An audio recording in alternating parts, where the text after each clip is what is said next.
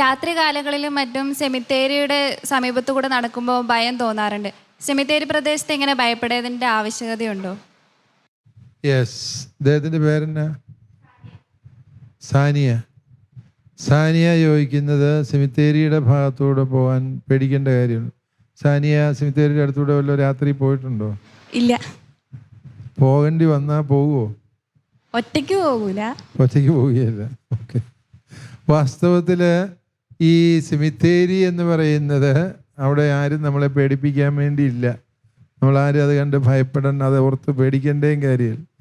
കാരണം സെമിത്തേരിയിലുള്ളത് മനുഷ്യൻ്റെ ശാരീരികമായ ശേഷിപ്പ് മാത്രമേ ഉള്ളൂ. അവൻ്റെ ആത്മാവ് നിത്യതയിലേക്ക് കടന്നുപോയി. ആത്മാവ് ഒരിക്കലും സെമിത്തേരിയിലില്ല. അതുകൊണ്ട് സെമിത്തേരികളെ നിങ്ങൾ ഭയപ്പെടരുത് എന്ന് മാത്രമല്ല, സെമിത്തേരികളെ നിങ്ങൾ ഏറ്റവും സുരക്ഷിത സ്ഥാനമായി കരുതാവുന്ന. ഈ പേടിയുള്ളതുകൊണ്ട് വേറെ ആരും അതിൻ്റെ പരിസരത്തുണ്ടാകുകയാണ്. അതുകൊണ്ട് നിങ്ങൾ പെൺകുട്ടികൾക്ക് ഏറ്റവും സുരക്ഷിതമായി നടന്നു പോകാവുന്ന സ്ഥലം എനിക്ക് തോന്നുന്നു ഈ സെമിത്തേരിയുടെ പരിസരങ്ങളാണ്. കാരണം മരിച്ചവർ നമ്മളെ ഉപദ്രവിക്കാൻ വേണ്ടി അവിടെ ഇരിപ്പില്ല എന്നുള്ളത് സത്യമാണ്. അത് ഈ മനുഷ്യൻ ഇങ്ങനെ ചില തെറ്റായ നറേറ്റീവുകൾ, ആഖ്യാനങ്ങൾ മനുഷ്യ ജീവിതത്തിലുണ്ട്. അതെന്തിനു വേണ്ടി എന്ന് ചോദിച്ചാൽ മരിച്ചവരോടുള്ള ഒരു ആദരവിനെ നിലനിർത്താൻ വേണ്ടിയായിരിക്കാം സെമിത്തേരിയുമായി ബന്ധപ്പെട്ട് അല്ലെങ്കിൽ ശ്മശാനങ്ങളുമായി ബന്ധപ്പെട്ട് പല കഥകളും ഈ ലോകത്ത് പ്രചരിക്കപ്പെട്ടത്. കാരണം അവിടെ സാധാരണ ഒരു സ്ഥലം പോലെ കരുതരുത്. മരിച്ചവരെ സംസ്കരിച്ച സ്ഥലത്തിന് പ്രത്യേകമായ ഒരു ആദരവും പ്രാധാന്യവും കൊടുക്കണം എന്നുള്ള ലക്ഷ്യത്തോടെ ആയിരിക്കാം ലോക ചരിത്രത്തിൽ മിക്കവാറും ഈ മൃതശരീരങ്ങൾ സംസ്കരിക്കുന്ന സ്ഥലങ്ങളുമായി ബന്ധപ്പെട്ട് ഇങ്ങനെ ഭയപ്പെടുത്തുന്ന ചില കഥകൾ രൂപം കൊള്ളാറുണ്ട്. ആ കഥകൾക്ക് ഒരു പോസിറ്റീവ് വാല്യൂ ഉണ്ട്, ഒരു നല്ല വശമുണ്ട്. എന്താണെന്ന് ചോദിച്ചാൽ അത് ചുമ്മാ കന്നുകാലിയെ തീറ്റാനുള്ള സ്ഥലമോ അതല്ല എങ്കിൽ മറ്റ് എന്തെങ്കിലും അനാശാസ്യ പ്രവർത്തനങ്ങൾക്കുള്ള സ്ഥലമോ അല്ല, മറിച്ച് അത് പരിശുദ്ധമായി സംശുദ്ധമായി സൂക്ഷിക്കപ്പെടണം എന്ന ലക്ഷ്യത്തോടെയാകാം പണ്ടുകാലം മുതൽ ഈ സെമിത്തേരിയുമായി ബന്ധപ്പെട്ട ഈ കഥകൾ രൂപം കൊണ്ടിട്ടുള്ളത്. അതുകൊണ്ട് നിങ്ങൾ ആരും സെമിത്തേരിയുടെ ഭാഗത്തൂടെ പോകുന്നതിന് ഭയപ്പെടേണ്ട.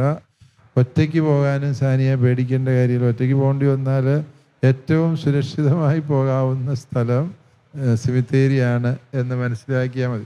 ഭയം എന്ന് പറയുന്നത് നമ്മുടെ മനസ്സിൽ ഇങ്ങനെ നാം കേട്ട പല കാര്യങ്ങൾ വഴി അടിഞ്ഞുകൂടുന്ന ചില ചിന്തകളാണ്. ആ ഭയത്തിൽ നിന്ന് നാം പേടിയുണ്ടെങ്കിൽ പോവുകയും ചെയ്യരുത്. പേടിയുള്ളവർ പോയാൽ സംഭവിക്കാൻ പോകുന്ന എന്താണെന്ന് ചോദിച്ചാൽ, നടന്നു പോകുന്ന വഴിക്ക് ഒരു വള്ളിയെ കാല് തട്ടി ഉടനെ നിലവിളിച്ച് കാറി ആൾ തന്നെ ഹാർട്ട് അറ്റാക്ക് വന്ന് മരിച്ചു പോകും. കാരണം എന്താണ്? കാരണം ആൾ വിചാരിക്കുന്ന എന്താ, അയ്യോ ഈ ആത്മാക്കൾ ആരോ കാലെ പിടിച്ച് വലിക്കുന്നതാണ് എന്ന് പേടിച്ചു പോകും അല്ലേ? പണ്ടാരോ സെമിത്തേരി പോയി ഒരു ആണി അടിച്ചേച്ച് വരാവോ എന്ന് ചോദിച്ച ഒരു കഥ നിങ്ങളെപ്പോലെ യുവജനങ്ങൾ ആരോ ആണ് എന്നോട് പങ്കുവച്ചത്.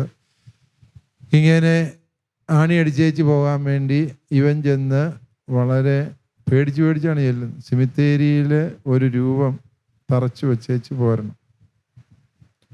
ഇവൻ ചെന്നു ആണി അടിച്ച് രൂപമൊക്കെ അത് തറച്ചു തൂക്കി. പക്ഷേ പോരാൻ നേരം നോക്കിക്കൊണ്ട് പറ്റുന്നില്ല. ആരോ പിടിച്ചു വലിച്ചു പേടിച്ച് ഇവൻ ഹാർട്ട് അറ്റാക്ക് വന്ന് മരിച്ചു. പക്ഷേ യഥാർത്ഥത്തിൽ സംഭവിച്ചത്, ഇവൻ ആണി അടിച്ചത് ഈ കൈയുടെ ഈ ഉടുപ്പിൻ്റെ അറ്റം കൂട്ടിയാണ് ആണി അടിച്ചത്. വലിച്ചെടുക്കാൻ നോക്കുമ്പോൾ ആണിയേലെ ഈ ഉടുപ്പ് കുടുങ്ങിയതാണ്.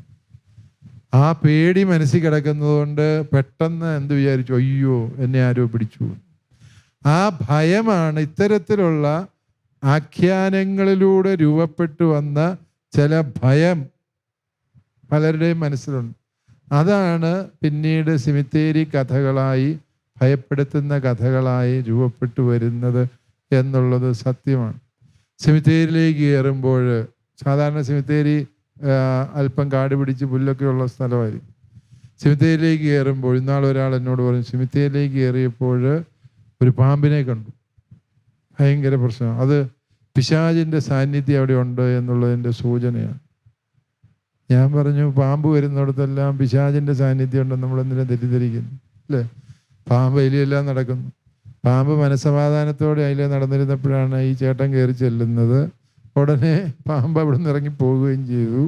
അത് കണ്ട് പിശാചിൻ്റെ സാന്നിധ്യമാണ് എന്ന് നമ്മൾ ദുർവ്യാഖ്യാനം ചെയ്യേണ്ട കാര്യമില്ല. ഈ സെമിത്തേരിയുമായി ബന്ധപ്പെടുത്തുന്ന ഭയത്തിൻ്റെ കഥകളെ നമ്മൾ അതുകൊണ്ട് വളരെ വിവേചന ബുദ്ധിയോടെ മനസ്സിലാക്കേണ്ടതാണ്. നമ്മുടെ വിശ്വാസം അനുസരിച്ച് സെമിത്തേരി ഒരു വിധത്തിലും ഭയപ്പെടുത്തുന്ന സ്ഥലമല്ല.